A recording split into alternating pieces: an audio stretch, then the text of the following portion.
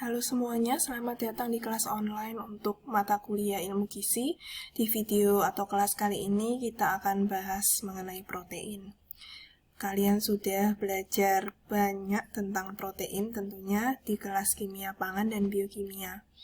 Di kelas ilmu gizi ini nanti kalian akan mempelajari mengulang kembali atau review mengenai apa itu protein, seperti apa strukturnya, bagaimanakah protein di makanan itu, kemudian fungsi protein seperti apa, proses pencernaan, penyerapan, dan metabolisme protein di tubuh seperti apa, dan terakhir adalah efek kesehatan protein terhadap tubuh manusia. Kalian masih ingat gambar ini? Ini adalah struktur molekul dari protein. Ingat asam amino ya, terdiri dari atau memiliki 4 gugus fungsi. Dan karena protein terdiri dari banyak asam amino, artinya masing-masing asam amino ini saling berikatan.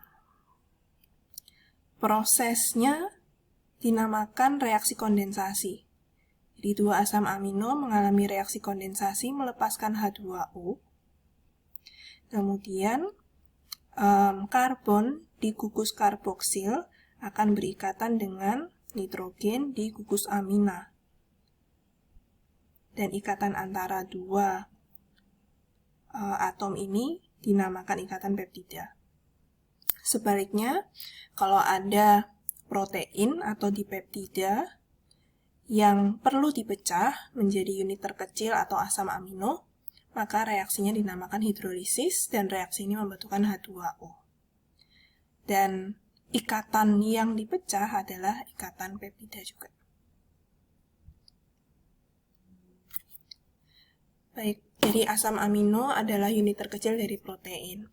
Ada 20 jenis asam amino yang berbeda-beda, dan perbedaan itu terletak pada gugus R-nya. Dari 20 asam amino, ada 9 asam amino yang sifatnya esensial atau tidak bisa diproduksi oleh tubuh manusia atau tidak bisa diproduksi dalam jumlah yang cukup di tubuh manusia. Sedangkan sisanya adalah asam amino non-esensial yang dapat dipenuhi dengan produksi asam amino di dalam tubuh kita. Ada beberapa asam amino yang dikatakan conditionally essential amino acids. Artinya, bila senyawa prekursor asam amino tersebut tidak cukup tersedia di tubuh, maka asam amino tersebut menjadi bersifat esensial atau harus didapatkan dari makanan di luar tubuh manusia. Tapi bila bahan pembuat asam amino tersebut atau prekursornya jumlahnya cukup dalam tubuh, maka tidak ada masalah dalam jumlah produksi asam amino tersebut di dalam tubuh manusia. Di tabel ini kalian bisa lihat beberapa asam amino yang termasuk dalam kategori conditionally essential amino acids beserta prekursornya. Misalnya ada sistein. Untuk membuat sistein harus ada asam amino metionin dan serin. Kalau tubuh ingin membuat asam amino tirosin, maka harus ada jumlah fenilalanin yang cukup. Begitu juga dengan asam amino berikutnya.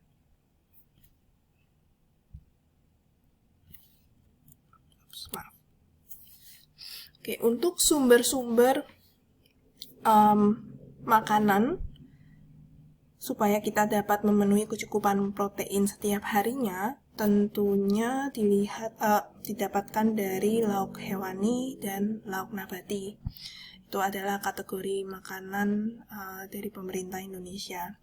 Lauk hewani terdiri dari daging merah seperti daging sapi, atau daging babi, daging kuda, daging domba, kambing, dan sebagainya. Tapi termasuk dalam kategori itu juga ada unggas, jadi ayam, bebek, itik, burung dara masuk ke kelompok itu. Dairy products, yaitu susu dan produk-produknya seperti keju, yogurt, kefir, butter, itu termasuk dalam kelompok produk susu. Dan sejauh ini sudah saya sebutkan 2 golongan. 2 golongan tersebut adalah contoh yang masuk ke sumber protein dari hewani.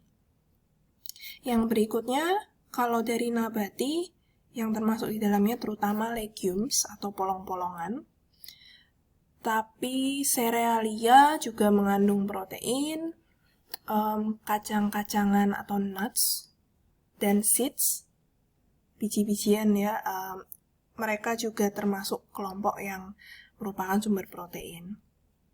Di Indonesia sendiri kita punya 2 produk legumes atau polong-polongan yang sangat terkenal, yaitu tempe dan tahu, dan 2 makanan ini adalah makanan sumber protein populer di Indonesia. Bisa kita bandingkan kandungan protein di dalam beberapa bahan tersebut per 100 gramnya. Angka-angka ini saya dapatkan dari website panganku.org. Jadi bisa kalian lihat dari atas ke bawah, saya susun relatif jumlahnya makin lama makin kecil ya. Di sini ada kacang kedelai, per 100 gramnya kandungan proteinnya adalah 30,2 gram. Diikuti kacang hijau, kandungan protein 22,9 gram per 100 gram. Tempe, tahu, kemudian ada daging sapi, kandungan proteinnya 18,8 gram per 100 gram. Daging ayam juga tidak beda jauh, kandungan proteinnya 18,2 gram per 100 gram. Sedangkan telur ayam mengandung protein 12,4 gram per 100 gram. Dan di sini ada saya masukkan juga bahan pangan golongan umbi berpati dan sayur. Bisa dilihat beda jauh sekali kandungan proteinnya, sehingga kita tidak bisa katakan sayur, buah, dan umbi sebagai sumber protein.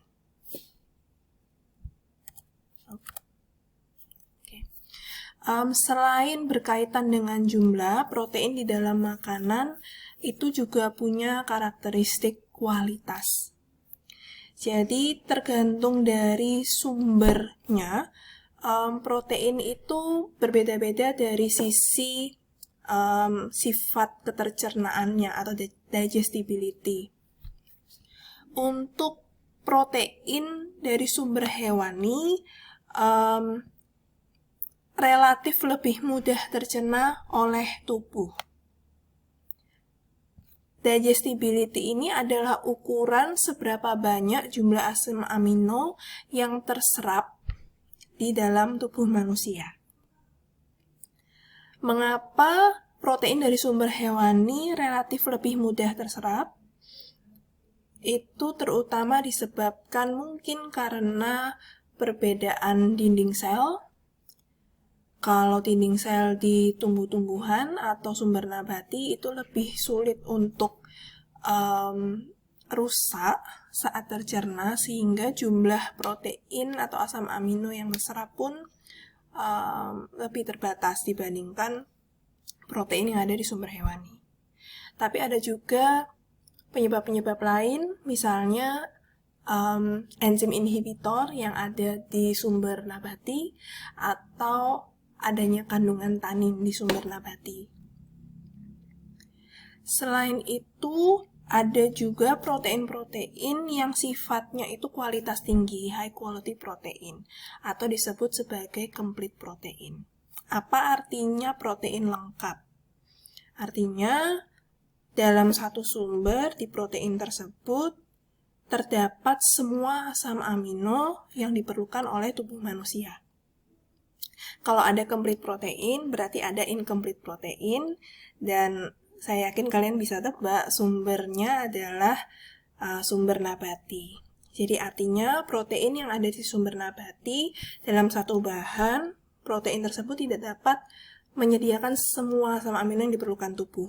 Paling tidak ada satu asam amino yang konsentrasinya sangat rendah sehingga dapat dikatakan tidak ada di bahan nabati tersebut. Tapi apakah artinya kita harus makan protein dari sumber hewani? Apakah kalau kita hanya makan sumber nabati, atau bisa dibilang kalau kita adalah seorang vegan berarti kita tidak sehat karena tidak mengkonsumsi protein lengkap? Tidak juga, belum tentu. Karena itu dapat diatasi dengan yang namanya complementary proteins. Di tiap bahan pangan nabati, ditinjau dari proteinnya, akan selalu ada limiting amino acids. Limiting amino acids ini adalah asam amino terbatas atau asam amino yang tidak ada atau jumlahnya sangat sedikit di dalam satu bahan makanan. Tapi kalau dalam sekali makan, kita mengkonsumsi beberapa bahan sumber protein nabati, maka asam amino yang tidak ada di bahan nabati pertama bisa dilengkapi dari asam amino yang ada di bahan nabati kedua. Baik, saya lewati dulu. Jadi, ini yang namanya asam amino terbatas atau limiting amino acids. Untuk kelompok serealia, limiting amino acids-nya adalah lisin dan treonin. Artinya, konsentrasi lisin dan treonin di dalam bahan pangan serealia tidak ada atau sangat sedikit. Sedangkan di kelompok pangan legumes atau polong-polongan, limiting amino acids-nya adalah metionin dan triptofan. Dan di bawahnya juga untuk sesame atau berarti seeds ya, biji-bijian, limiting amino acid-nya lisin. Sedangkan untuk sayur berdaun hijau, limiting amino acid-nya metionin.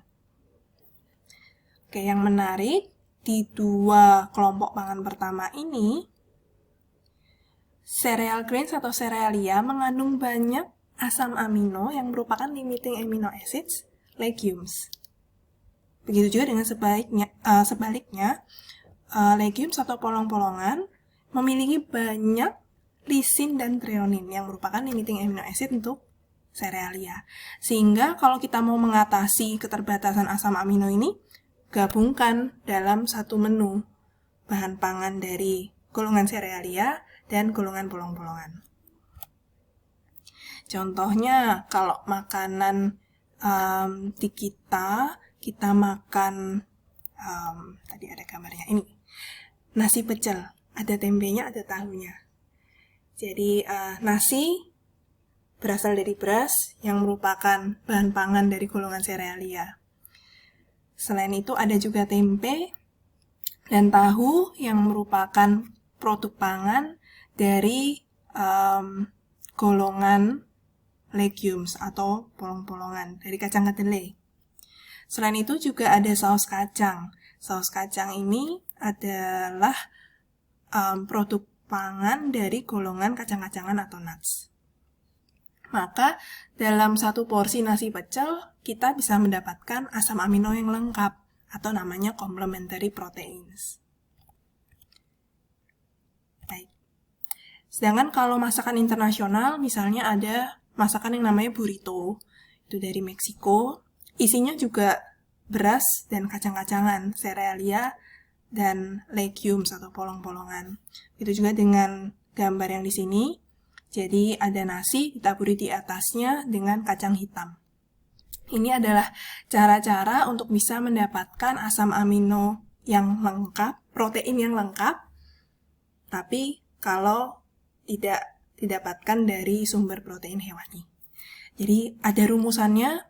Kalau kita mau mendapatkan protein lengkap atau complementary proteins, maka grains, nuts, or seeds plus legumes. Serealia, kacang-kacangan atau biji-bijian plus polong-polongan. Oke, saya kembali ke sini. Untuk digestibility, jadi ada istilah yang namanya PDCAAS values atau Protein Digestibility Corrected Amino Acid Score.